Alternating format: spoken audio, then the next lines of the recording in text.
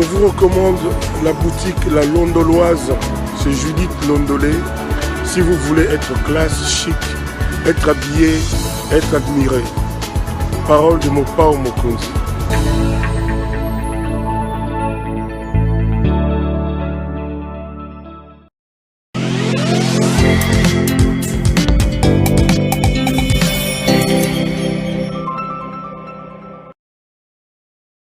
Madame, Messieurs, bonjour et bienvenue à ce nouveau numéro de l'émission Contre nous soit dit. Vous savez, le principe, c'est un magazine dans lequel nous prenons des questions importantes.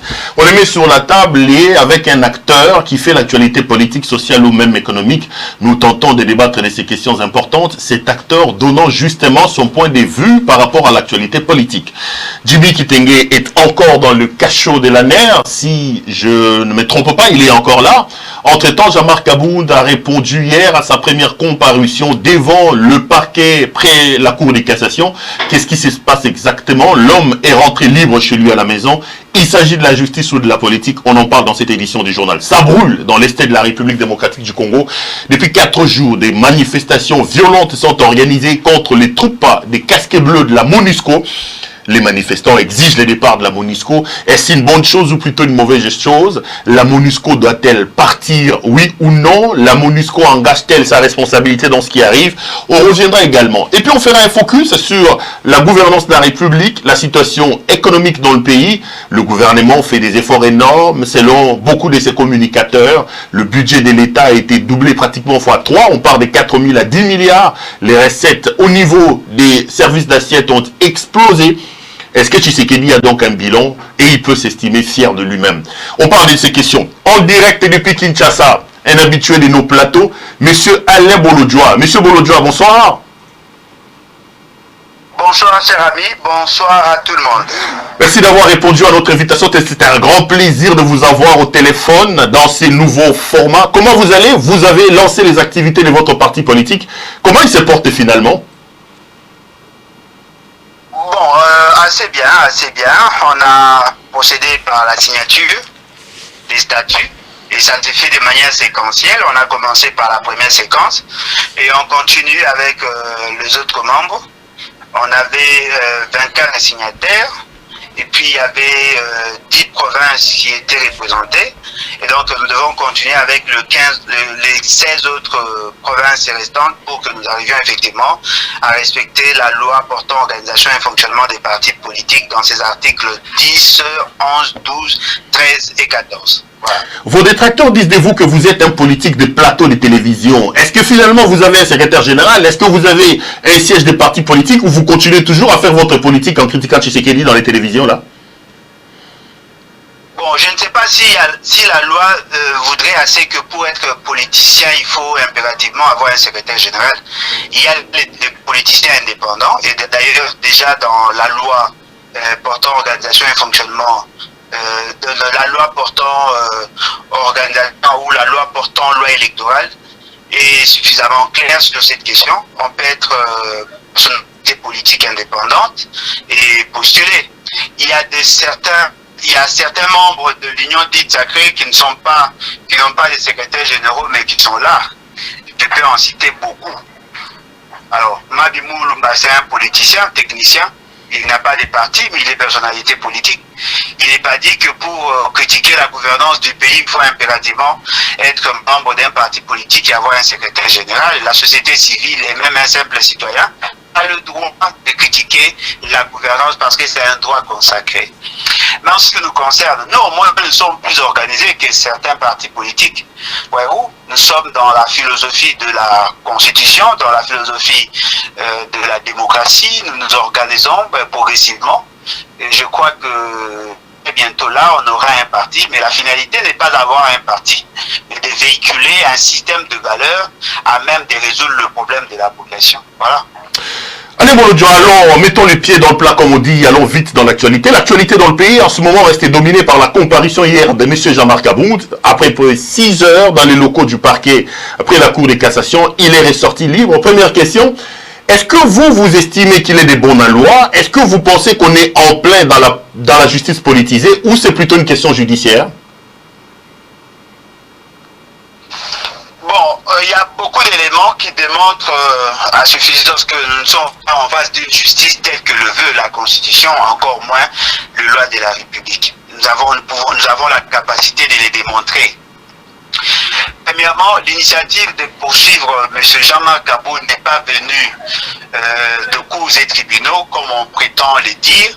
C'est plutôt une organisation politique. Nous pourrons citer ici l'Union dite sacrée, avec un démembrement au niveau de l'institution Parlement. Tout est parti d'abord de sa conférence de presse. Juste après sa conférence de presse, il y a eu le bureau, un certain nombre de membres du bureau qui ont eu à réagir. Et dans leur démarche, ils ont voulu assez que la justice s'en saisisse d'office. C'est-à-dire qu'ils voulaient assez que la justice puisse mettre la main sur M. Kabound. Ils n'ont pas intimé l'ordre à la justice, hein. Ils ont appelé la justice à faire son travail. C'était pas un ordre qu'ils ont intimé. J'ai lu les communiqués, je l'ai d'ailleurs en face ici. Ils ne disent pas qu'on intime l'ordre, ils appellent la justice à pouvoir agir. Oui, mais ça a un caractère impératif. Et lorsqu'on est en face d'un subordonné, on n'a pas besoin de mettre l'ordre avant pour qu'il s'exécute. La justice est subordonnée au Parlement. On n'est pas là en pleine séparation du pouvoir. La justice n'est pas subordonnée au Parlement. La justice est subordonnée au pouvoir. Voyez-vous, lorsque l'autorité fait savoir sa volonté, sa force de loi pour certaines personnes, et c'est comme ça que le procureur procureur général près la Cour de cassation en tant que quelqu'un qui a été choisi par ses pouvoirs, quelqu'un qui a été orienté par ce pouvoir, est vu astreint de mener des démarches justement pour essayer de calmer un peu la tension qu'il y avait dans l'esprit de son chef. Et la deuxième personne à avoir intervenu, c'était M. Kabouya, qui avait dit clairement qu'il voulait voir la justice s'est saisie du dossier parce qu'il considérait que tout ce qui a été dit par M. Kabound devait être sanctionné sévèrement. Et voilà, c'est comme ça que le procureur général près la Cour de cassation a enclenché la démarche justement pour arriver à avoir M. Kabound comment répondre devant son parquet. Et nous pensons que cette démarche démontre à suffisance que la justice n'est pas indépendante, la justice est aliénée par la classe politique et nous ne pouvons pas compter sur l'état de droit sans une justice indépendante. Et même dans le fond, je constate que les maladresses de ces fameux pouvoirs continuent, parce que si vous prenez dans un œil politique, vous allez vous rendre compte que c'était vraiment une boucle de prendre l'initiative d'inviter M. Kabound au niveau de la Cour de cassation, d'autant plus que c'était pour lui une opportunité d'être en face de juges ou de magistrats qui lui poseraient des questions par rapport à ses déclarations. Et dans ces déclarations, il prétend avoir des éléments démontrant qu'effectivement la gestion était une gestion calamiteuse. Non, mais justement, c'est le meilleur endroit pour amener tous ces éléments, c'est la justice, non, monsieur Alain Bouloudja? Pourquoi ça dérangerait que la justice d'un pays puisse appeler un citoyen s'il a des soupçons et s'il veut avoir des éclaircissements de ces citoyens-là? Qu'est-ce que la politique a à voir là-dessus? Je ne suis pas spécialiste en droit, mais du moins, j'ai une idée sur l'organisation de notre société. Voyez-vous, nous avons une approche sociologique, surtout sociologique de droit, et je pense que, en réalité, l'instance habilitée pour inviter M. Kabound, ça devait être la Cour constitutionnelle. Parce que M. Kabound, dans ses déclarations, il met en cause la qualité morale de M. Félix Tshisekedi et de ce fait, la personne, l'instance qui devait avoir les désirs, manifester les désirs de l'écouter, de l'entendre pour recueillir des informations, ça devait être la Cour constitutionnelle qui est le juge naturel de M. Félix Tshisekedi. Deuxièmement, M. Kabound devait être appelé, invité en tant que renseignant. Parce que ces déclarations ont touché une institution et il devait plutôt amener de plus en plus d'informations pour étayer ces déclarations. Et fort malheureusement, il a été invité comme coupable, comme quelqu'un qui devait être poursuivi par la justice?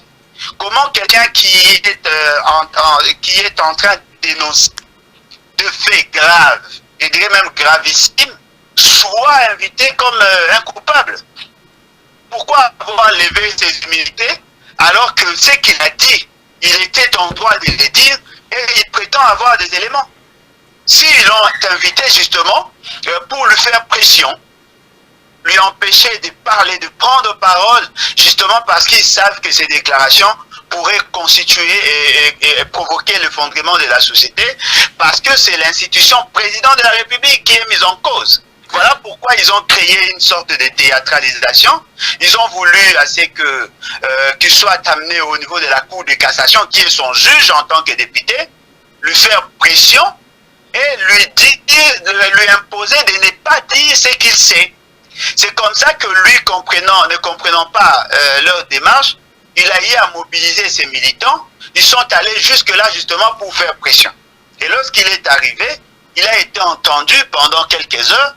Et c'est là où maintenant, le procureur après la Cour de cassation s'est rendu compte qu'effectivement ces déclarations avaient un soubassement.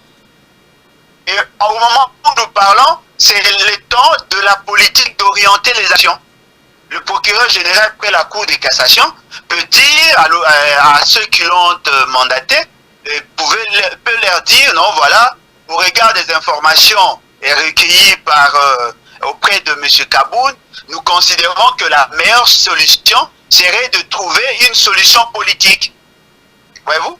Et c'est comme ça qu'ils vont étouffer l'affaire dans l'œuf. Et pourtant, les déclarations faites par M. Kaboun, en réalité, le procureur général près la Cour de cassation devait se saisir d'office. Parce que lorsqu'il y a des informations qui touchent à la sensibilité de la Constitution, on n'a pas besoin de faire ce théâtre-là. Alors justement, dans les faits... On lui dit de revenir le mardi. Le mardi, il va...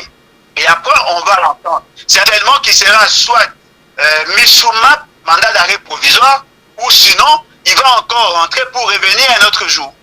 Et tous les temps qui passent, c'est justement pour lui dire non, voilà, ce sont des questions sensibles, ça touche à la sûreté de l'État, vous n'avez pas le droit de dire certains secrets, vous avez été soumis à la confidentialité, et c'est comme ça qu'ils vont chercher à ouvrir une porte, justement pour dire non, voilà, non-lieu, il n'y a pas besoin, tout ça, on les laisse et puis ils évoluent. Ce qui veut dire quoi? La justice devient un bras séculier de la classe politique. Et nous pensons que dans cette philosophie, il nous sera difficile de vivre les droits tels que le veut l'exposé des motifs de la Constitution. Alors justement, dans les déclarations de Jean-Marc Kaboun, il est poursuivi pour injure publique, diffamation, outrage au président de la République. Mais est-ce que vous ne pensez quand même pas qu'en tant qu'homme politique, Kaboun est allé un peu loin? Quand il dit du président de la République c'est un jouisseur, quand il dit de lui que c'est un incompétent, quand il dit du président de la République que c'est un détourneur et qu'il détourne des millions d'argent dans des jets privés, M. Bolodja, humainement et sociologiquement parlant, ça c'est quand même à la lisière des insultes et des injures, non, contre l'autorité établie.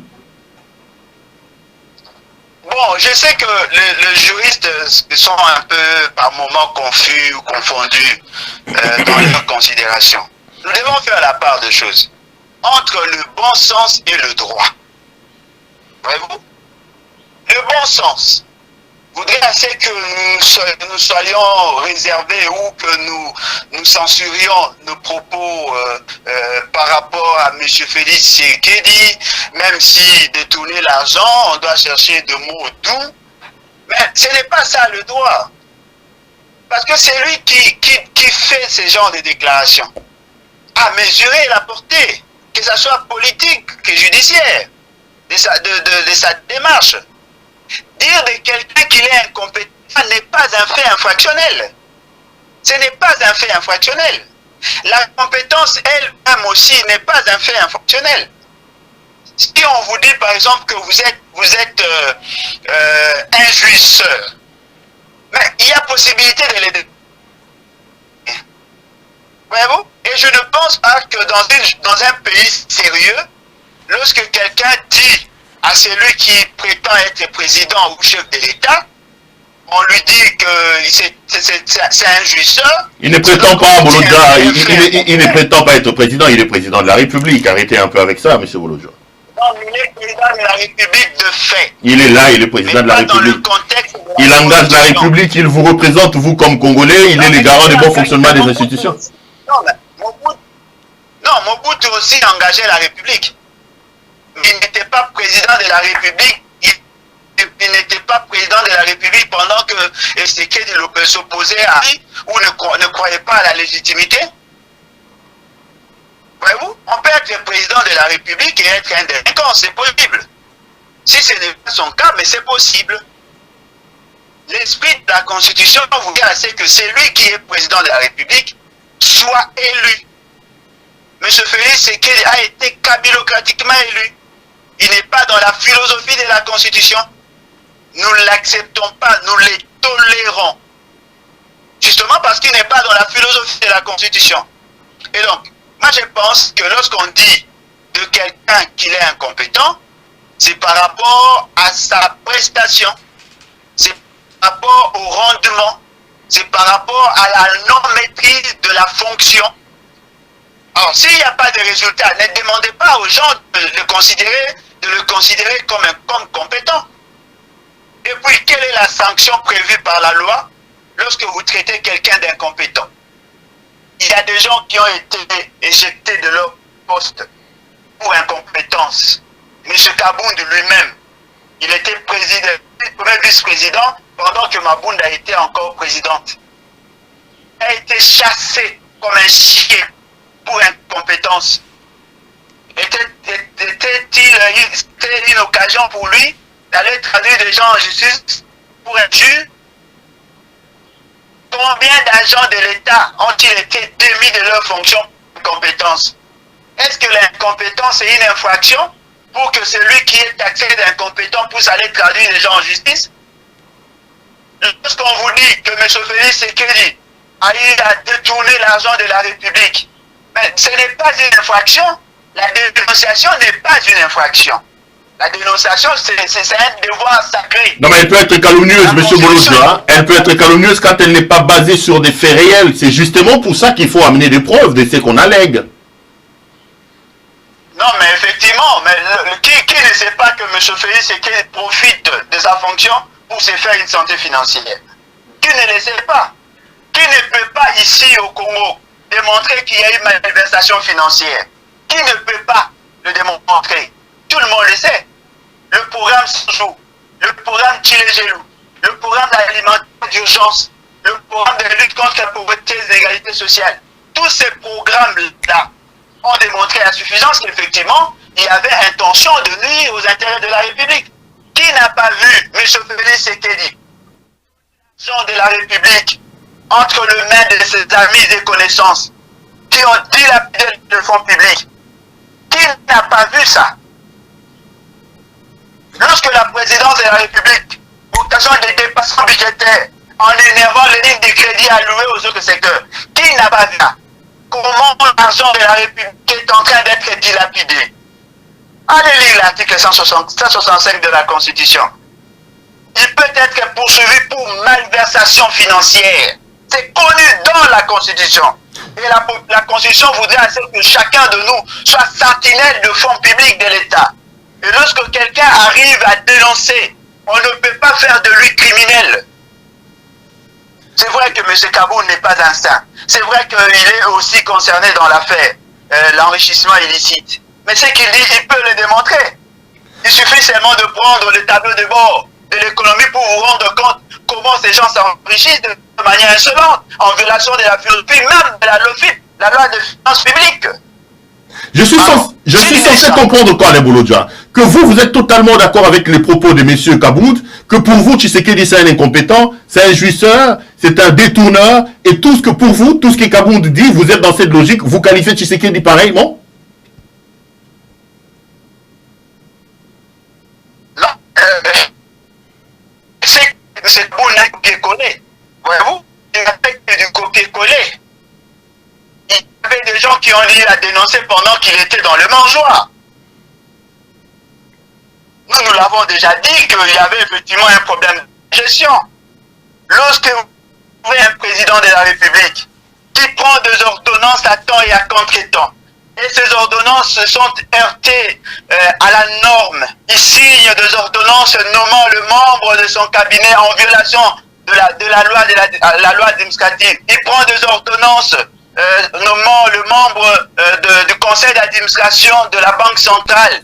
Et lorsqu'on confronte ces ordonnances aux lois, on se rend compte qu'il était hors norme. Et la Banque mondiale a eu à rejeter. Ne doutez pas de l'incompétence de M. Félix Tshisekedi. C'est démontrable. Il est incompétent pour vous. Moi, je pense... Non, mais il est excessivement incompétent. Voyez-vous? Et je pense, pour ma part, qu'on n'a pas besoin que l'on fasse un dessin animé pour expliquer aux gens. Ce sont des déclarations politiques soutenues par les aspects techniques. Il est possible de démontrer l'incompétence. Mais il faut aussi savoir que l'incompétence n'est pas un fait infractionnel. Si c'était un fait infractionnel, celui qui est taxé d'incompétent peut aller traduire en justice. Mais allons-y là. Est-ce que lorsqu'on traite quelqu'un d'incompétent, le procureur général doit se saisir d'office du dossier? Si M. Félix se sentait lésé, n'est-ce pas que la procédure voulait assez que lui-même porte plainte? Il a des avocats. Les grandes questions qui touchent à la nation, ce sont celles-là qui doivent venir la sensibilité de cause. On ne doit pas prendre de questions politiques, on ne doit pas prendre des dénonciations pour des faits infractionnels, justement pour faire les yeux doux à celui qui décide sur la nation. Donc moi je pense que même si je ne parle pas l'approche politique ou les intentionnalités de M. Kabound, mais ce qu'il a dit est soutenable. Et je crois qu'il n'est pas le premier. Non, mais on peut peut-être comprendre, au regard de vos propos, on peut peut-être comprendre l'incompétence, mais là, il a ajouté, il parlait de la jouissance, il dit que c'est un président fêtard, qui fait la fête chaque week-end. Ça, c'est quand même des choses, reconnaissons-le, qui frisent un peu l'injure et la diffamation. Oh là là, cher ami, il y a des déclarations qui ont été faites, pas par M. Kabound, mais par le membre de l'UDPS, ceux qui se présentent aujourd'hui comme des communicateurs de M. Félix Tshisekedi. M. Amik Sinaputa nous l'a dit devant votre confrère Jean-Pierre Kayembe. Il a avoué qu'effectivement, chaque samedi, M. Félix Tshisekedi organise des fêtes. Et lorsqu'on organise des fêtes, c'est justement pour jouir, c'est-à-dire qu'il cherche la jouissance. Et ce n'est pas la première fois. Nous avons de photos, nous avons de déclarations. Chaque samedi, il y a des festins qui sont organisés à l'honneur de M. Félix Tshisekedi. Et ils ont considéré que c'était un humain, il devait se défouler, il travaille beaucoup, il doit prendre le temps de calmer la tension, parce que par moment, à force de travailler, ils l'ont dit, il y a des déclarations. Lui-même a dit qu'il dormait en retard, parce qu'il travaillait beaucoup, et fort malheureusement, on se rend compte qu'il n'a pas de charge publique. Hein, il est plus dans lui. Au lieu que nous cherchions à construire l'État, nous sommes en train de construire plutôt M. Félix Tshisekedi. Ce sont ses fantasmes à lui, ses problèmes à lui que nous cherchons à défendre. Lorsqu'on dit à quelqu'un c'est un jouisseur, quel est le fait infractionnel? Quelle est la gravité de la question pour que la Cour de cassation puisse abandonner tous les dossiers sensibles et en faire une priorité? Monsieur Félix Tshisekedi, c'est un jouisseur. C'est un jouisseur comme tout le monde. C'est un jouisseur. Comme tout le monde. Il n'est pas le seul. Et le fait s'organiser chaque samedi, ce n'est pas seulement M. Kabound qui l'a dit. Je vous ai cité un nom ici. Et M. Jean-Pierre Kayembe est encore vivant. Nous sommes là dans la jouissance. Alors comment voulez-vous expliquer? Nous sommes dans une situation de guerre. On vous parle de détournement de fonds. M. Félix Tshisekedi et sa cohorte ont créé une sorte de pipeline.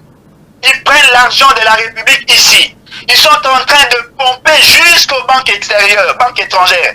Et nous sentons comment l'argent sort de notre pays. Avec comme conséquence, ils mettent en mal l'équilibre entre l'offre et la demande en devises au niveau national. Ils prennent l'argent et ils vont loger ça dans des banques étrangères, en préjudiciant le système financier congolais. Ça a une incidence sur la stabilité économique, la stabilité monétaire. Et ce qui fait qu'aujourd'hui, tous les efforts que eux prétendent fournir n'arrivent pas à éponger le problème congolais. Vous n'avez pas les preuves de tout ça. Ça, c'est de la proclamation. Hein. Vous n'avez pas de preuves de tout ça. Si on vous demandait de démontrer que Tshisekedi avait fait un pipe, c'est là aussi le problème. Hein. Quand on accuse sans pour autant avoir des éléments, des preuves, c'est aussi ça le problème. Quand on va vous inviter demain, vous allez vous plaindre. Kaboul est encore vivant. Kaboul est encore vivant. On ne peut pas me demander à moi les preuves. Kaboul est encore vivant. Je peux même vous prendre vous-même comme témoin. Vous avez reçu une dame, je crois que ça doit être Agnès ou quelque chose comme ça. Qu'est-ce qu'elle vous a dit?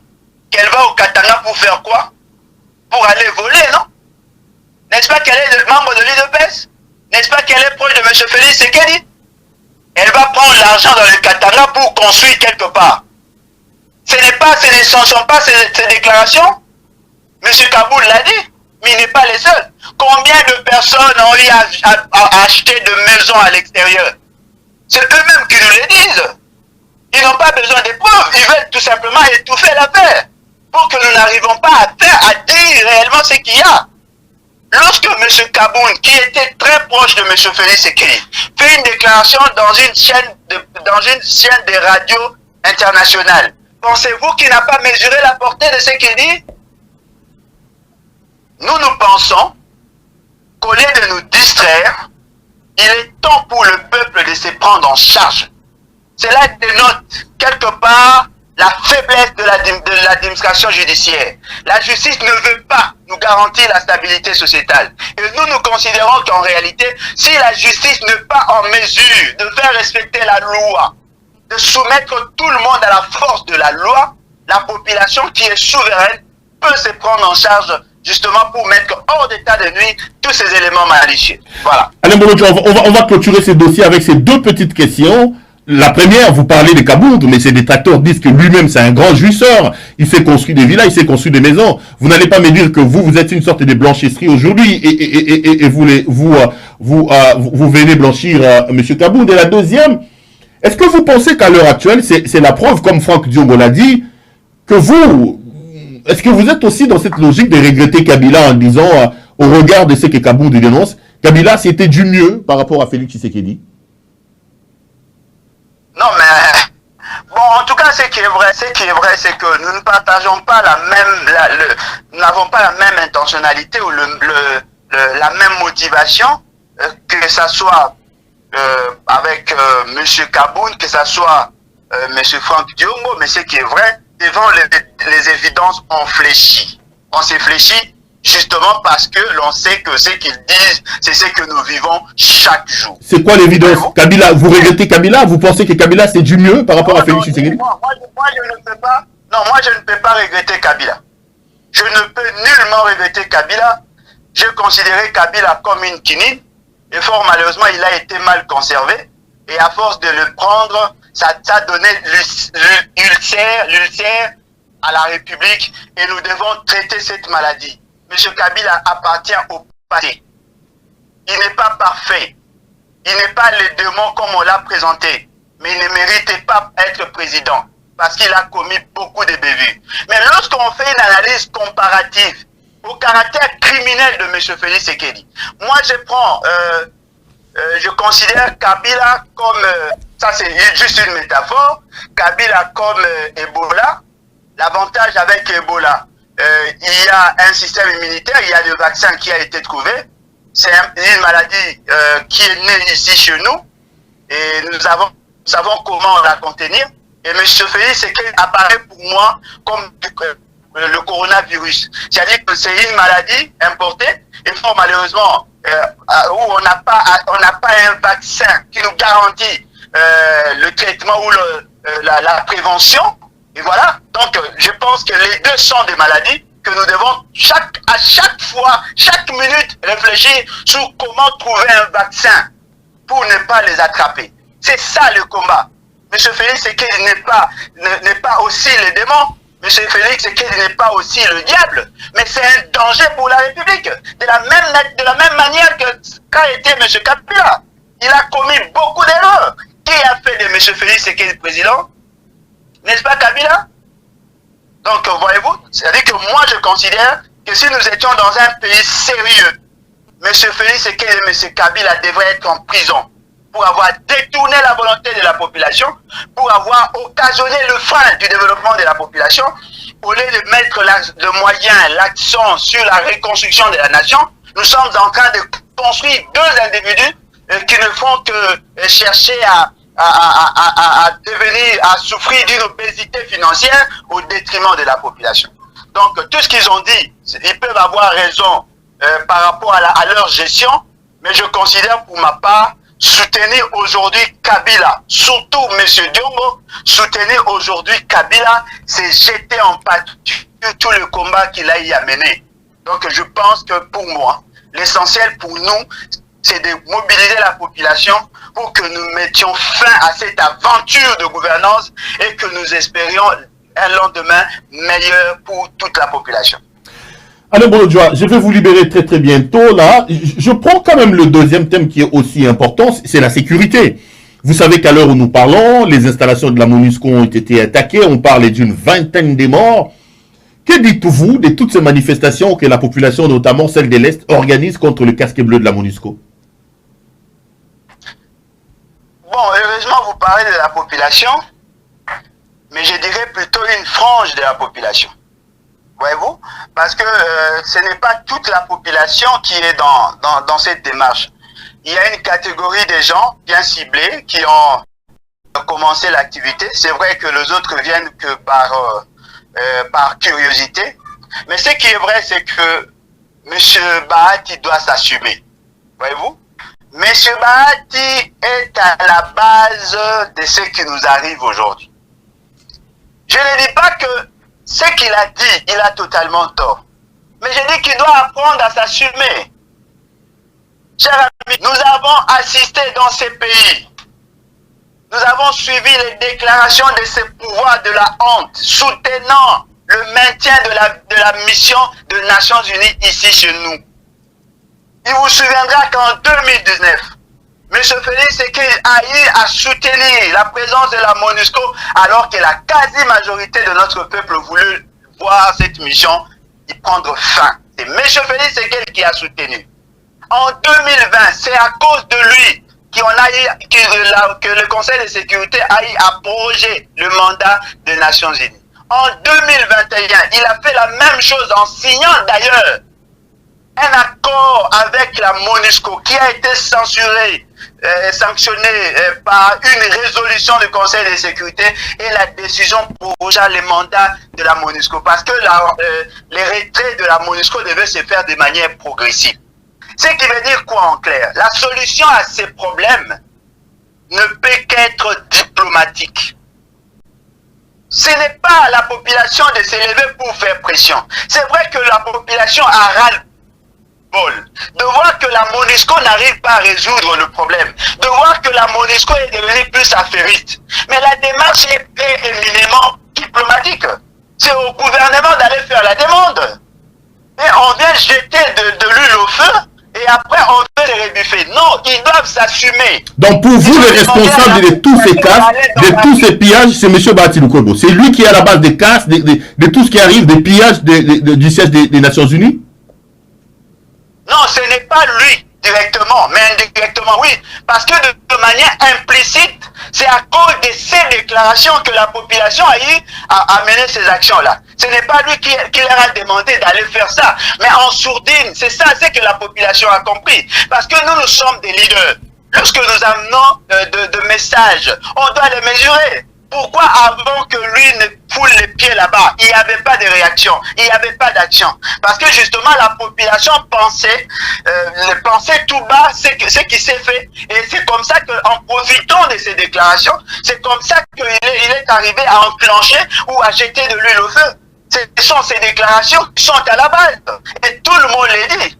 Alors lui, il doit s'assumer. Il doit reconnaître qu'effectivement, il voulait voir la MONUSCO partir.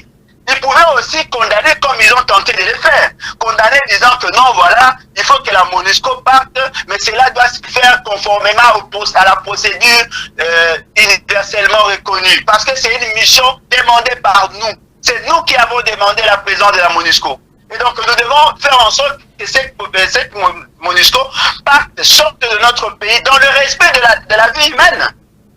C'est ce que lui devait faire. Pour chercher à se justifier. Et voilà, aujourd'hui, au niveau international, on considère que c'est le gouvernement de la honte qui a été à la base de ce qui a été fait. Pourquoi la population n'a-t-elle pas réagi avant que lui n'arrive à cette partie-là? Et quelle était la motivation? Pourquoi avoir mené des actions dans ce sens? Pourquoi avoir organisé son séjour là-bas alors qu'en réalité, il ne le faisait pas avant? Pourquoi avoir improvisé? Voyez-vous, lorsque vous menez des actions politiques, vous devez vous assumer. Si c'est ça leur intention, ils doivent le dire. La MONUSCO a une représentation ici chez nous à Kinshasa.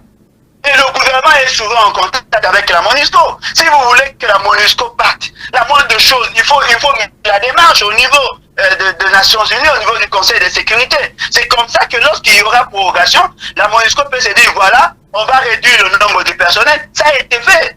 Il y avait 22 000 personnels de la MONUSCO.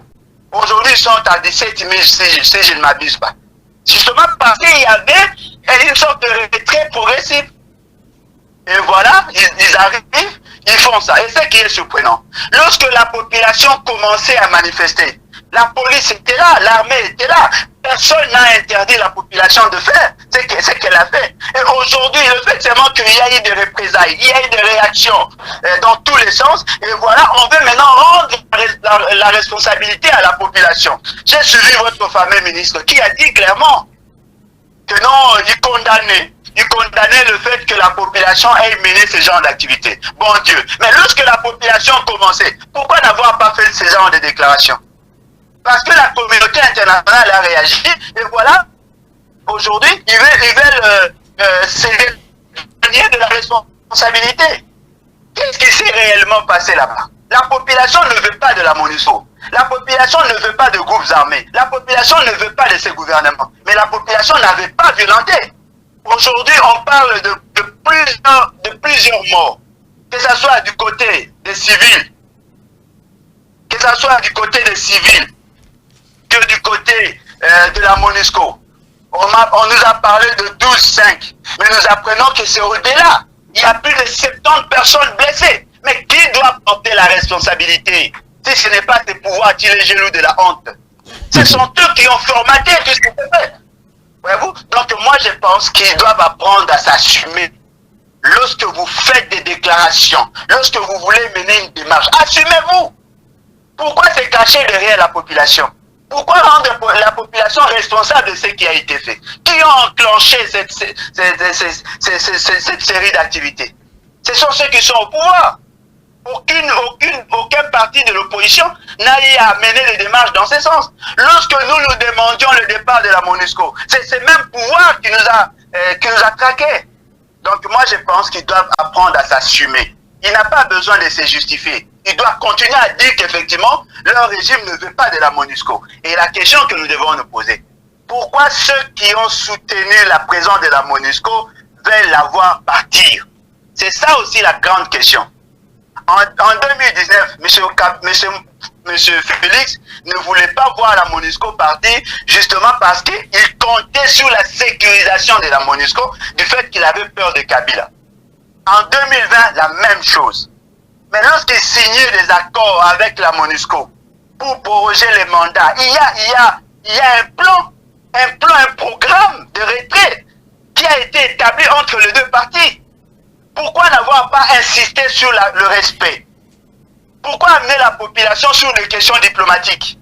Et aujourd'hui, si la communauté dite internationale, bien que la communauté internationale n'existe pas, à mon sens, si cette fameuse communauté dite internationale décidait aujourd'hui de sanctionner, on ne sanctionnera pas que les dirigeants, on va sanctionner tous les pays à cause de maladresse. À cause de leur maladresse. Donc moi je pense qu'il n'y a pas que la MONUSCO qui doit partir. Il faut que M. Félix Tshisekedi et sa compte partent également. Si eux ont utilisé la population, on peut demander à cette même population de continuer à chasser tous les éléments malicieux. Parce qu'il n'y a pas que la MONUSCO qui participe dans la guerre. Moi, j'ai suivi votre interview accordée à ces messieurs-là du M23. J'ai suivi, il a fait des déclarations gravissimes. Et pourquoi M. Félix Tshisekedi doit-il être là? Voyez-vous? On va terminer. Au-delà de la MONUSCO, vous m'ouvrez la porte. Je crois peut-être que ce sera la dernière question. Sur la situation sécuritaire dans l'Est de la République, le Bunagana est toujours contrôlé, la quasi-totalité du territoire de Rutshuru est entre les mains. Est-ce que le M23 c'est un mouvement terroriste? Est-ce que c'est le Rwanda qui est l'agresseur? Les pays attendent la force des pays de l'Afrique de l'Est, les négociations en Angola. Comment jugez-vous la conduite de la situation pour la résurgence ou plutôt la résolution de la crise armée actuelle dans l'Est de la République par le gouvernement et le président Tshisekedi? Ouais, mais ça, c'est une preuve éloquente de l'incompétence notoire et diabolico-démoniaque de ceux qui sont au pouvoir. Voyez-vous? Ils gèrent le pays par essai-erreur. Il n'y a pas de décisions politiques cohérentes qui sont prises. On décrète l'état de siège sans plan opérationnel, sans plan de décaissement. Nous n'avons pas une loi de programmation militaire.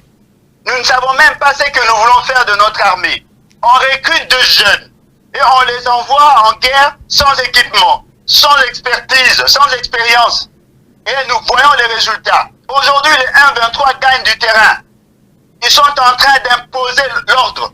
Et ce qui est encore grave, c'est même 1-23 se reconnaît proche de M. Félix Tshisekedi. Alors comment voulez-vous que la solution soit trouvée par les acteurs qui ont créé la situation? Comment voulez-vous qu'un microbe puisse créer la solution, puisse apporter la guérison sur une maladie que lui-même a créée? Nous sommes aujourd'hui en face de microbes.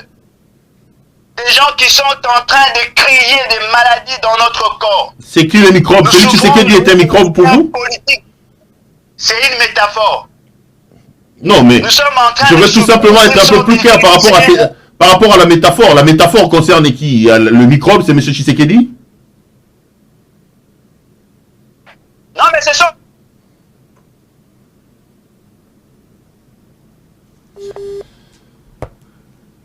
Lorsque nous aurons un commandant en chef aguerri, pas des gens qui sont assoiffés d'argent, capables de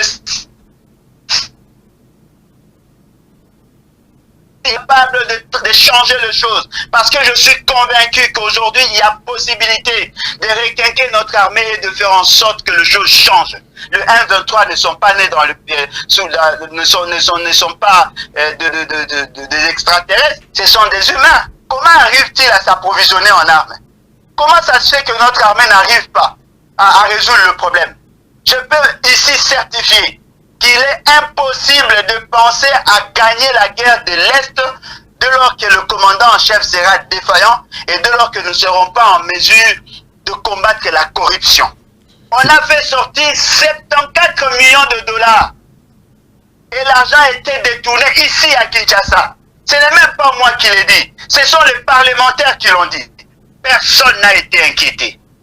Comment voulez-vous que le ministre en charge de finances puisse décaisser l'argent pour l'armée alors que la procédure n'ayant pas été encore vidée? L'argent a été décaissé et les bénéficiaires n'ont pas reçu l'argent. Personne n'est inquiété. Plus de près de 45 millions de dollars détournés. Comment voulez-vous que nous gagnions la guerre avec des assoiffés jouisseurs?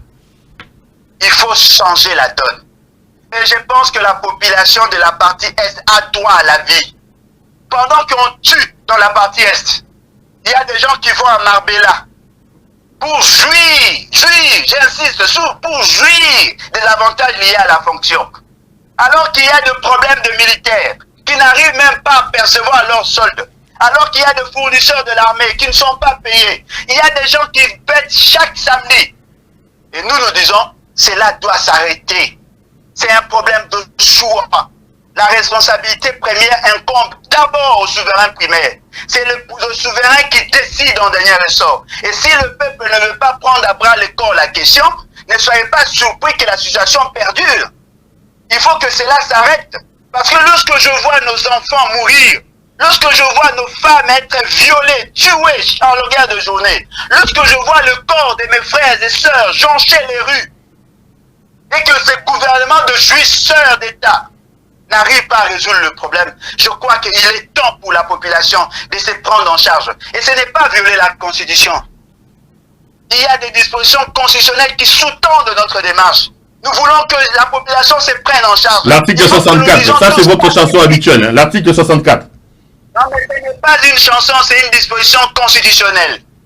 Ce n'est pas une chanson, je n'ai rien inventé. Donc la solution pour vous, c'est la révolution pour chasser Tshisekedi du pouvoir. C'est ça la solution. Non seulement Tshisekedi et tous les systèmes. Tous, on doit les chasser. Si on ne le fait pas, on sera complices. Cette fois-là, on sera des complices naïfs.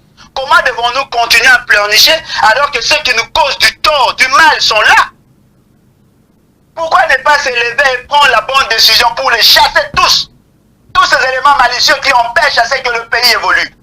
Lèvons-nous, cher peuple. On doit mettre fin à cette aventure. Quelle humiliation de voir chaque fois tuer nos enfants. Pourquoi nos enfants ne peuvent-ils pas vivre en paix? J'ai fait une émission avec M. Willy Michiki.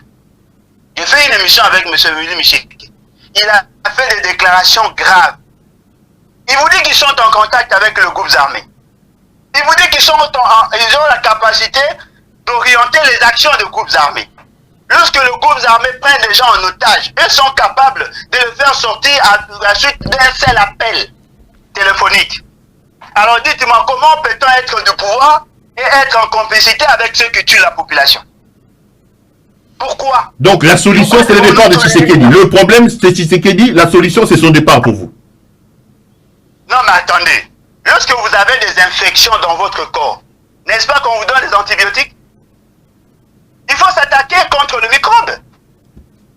Il faut s'attaquer contre le microbe. Vous ne pouvez pas amener de traitement symptomatique. Non.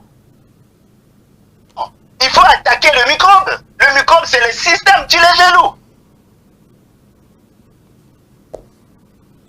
On va. Et on n'a pas d'autre choix. Nous sommes obligés d'aller dans ce sens-là. Allez, Bolodja, on va terminer pour boucler la boucle. Un mot quand même pour Jimmy Kitenge. J'apprends qu'il est toujours dans les cachots de l'ANER. Ça vous inspire quoi, son arrestation? Oui. On dit que vous êtes le prochain sur la liste, vous-même. Oui, ça serait pour moi un honneur. Un honneur si on veut m'arrêter parce que je combats pour mon peuple.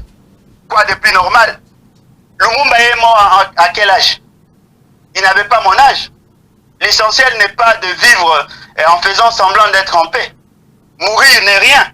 Mais vivre sous l'oppression, c'est mourir chaque jour en déshonneur. Je le dis souvent. Aujourd'hui, pour moi, je suis fier de Jimmy Kitenge, bien qu'il ait de l'axe Kabila, mais je suis fier de voir quelqu'un qui met en mal ces systèmes mafieux, les intérêts de ces systèmes mafieux, être arrêté de la sorte. Si nous disons qu'il a été enlevé justement parce qu'on ne lui avait pas donné la chance de savoir qui l'arrêtait. Mais aujourd'hui, nous apprenons qu'il est au QG de l'ANER et donc nous espérons qu'il sera mis devant son juge. Mais la loi, qu'est-ce que dit la Constitution? Après arrestation, il doit être mis, il doit être devant son juge naturel 48 heures après. Des gens qui ne veulent même pas respecter la Constitution. Voyez-vous? Et aujourd'hui, nous voyons comment le dossier de Kabound est en train d'être orienté. Mais essayez de voir, pourquoi pour Kabound, on ne l'a pas mis sous map? Pourquoi pour François Béa, ce n'était pas le cas? Pourquoi pour Jimmy, ce n'était pas le cas? Pourquoi on doit faire exception? Parce que lui, il était en mesure de mobiliser la masse. Et le fait seulement que pour Jimmy, il y a eu juste que des déclarations. Et son parti est amorphe. Et voilà, aujourd'hui, il reste là. Il y a Luc Molopoué, ce jeune de la Mouka, qui est toujours en prison. Voyez-vous? Il a fait plus de 75 jours dans le cachot de l'ANER. Justement parce qu'il a pris le courage de faire des déclarations. On veut nous brimer. On veut nous abrutir. On veut nous assujettir, nous apprivoiser. On veut nous interdire de dire des vérités. Nous disons, nous allons dire des vérités, c'est à eux d'apprécier. Ce n'est pas à nous d'apprécier leur comportement. Nous devons nous battre. Et la population doit nous accompagner dans ce sens. Parce que le changement a un prix à payer. Mourir n'est rien, mais vivre sous l'oppression, c'est mourir chaque jour en déshonneur. Je crois que c'est ça le message que nous voulons lancer à notre peuple. Merci beaucoup, Alain Bolodja. On sait également que vous avez fait du combat de François Béa, votre combat. Comment il va? J'ai appris qu'il y a des juges qui se sont déportés dans cette affaire. Non, mais bien évidemment, parce qu'il y a eu pression. Les gens ont constaté que le juge n'était pas indépendant. Et c'est comme ça qu'eux-mêmes se sont désengagés alors que la démarche était déjà enclenchée. Et moi, je pense, si M. François Béa était un membre d'un parti politique, certainement que les gens allaient se mobiliser pour les libérer. Ils pouvaient avoir même une liberté provisoire parce que jusque-là, il n'y a pas de preuves. Nous avons vu de photos des gens qui prétendaient avoir des éléments l'incriminant et tout ça. Ils nous ont amené de polo Lacoste, de couleur de l'armée, pour considérer ça comme des preuves. Ça c'est vraiment insultant, injurieux. Il y a son secrétaire qui est aujourd'hui à l'hôpital justement parce que lorsqu'il disait qu'il était malade, personne ne le croyait. Aujourd'hui, il est dans un état piteux et nous ne savons même pas s'il il va survivre. Donc voilà comment les dossiers sont traités. Alors que M. François Béa, c'est un technicien, c'est un administratif. Je m'y connais un peu en matière de renseignement, de sécurité. On a désarticulé, on a désacralisé les services. On a empêché à ce que les services fassent bien leur travail. Mais pourquoi est-il arrêté? C'est justement parce qu'il a obtempéré aux ordres de son chef par rapport à la vente de carrés miniers dans la partie orientale de la République. Il a été envoyé justement pour enquêter sur un dossier et voilà les ramifications de ces dossiers l'ont cloué aujourd'hui en prison. Il risque d'être condamné, justement parce que on ne sait pas gérer les ardeurs, gérer la température. On ne sait pas gérer son cobra. Le fait seulement qu'aujourd'hui, l'élite a un pouvoir sur l'État, et voilà ce que nous verrons. Cela doit s'arrêter. C'est grave, Alain Bolodja, ce que vous dites. L'élite a un pouvoir sur l'État aujourd'hui? Ah, bien évidemment, tout le monde le sait. C'est-à-dire? Tout le monde le sait. C'est-à-dire? Non, mais c'est-à-dire que l'élite a un pouvoir sur l'État. Ça veut dire, moi je comprends rien, ça c'est une métaphore, je n'arrive pas. Ça signifie quoi aujourd'hui? L'élite a un pouvoir sur l'État. L'élite a un pouvoir sur l'État. C'est quoi? C'est les problèmes des libidos, c'est les problèmes des envies libidinales qui dirigent aujourd'hui la République? Si vous voulez le dire ainsi, tant mieux. Sacré Alain Bolodja. Alain Bolodja, la main sur le cœur, merci, hein, merci beaucoup. C'est moi qui vous remercie. Merci. Voilà, messieurs, ça va donc être la fin de cette émission. 45 minutes, 50 minutes d'une très très belle émission au téléphone avec monsieur Alain Bolodja depuis Kinshasa. Donc, on était en direct avec lui. J'espère que vous l'avez aimé. Vous avez aimé notre émission. Restez branchés sur nos programmes. Retrouvons-nous pour d'autres aventures et d'autres invités dans les jours qui arrivent. Bonsoir chez vous et à la prochaine.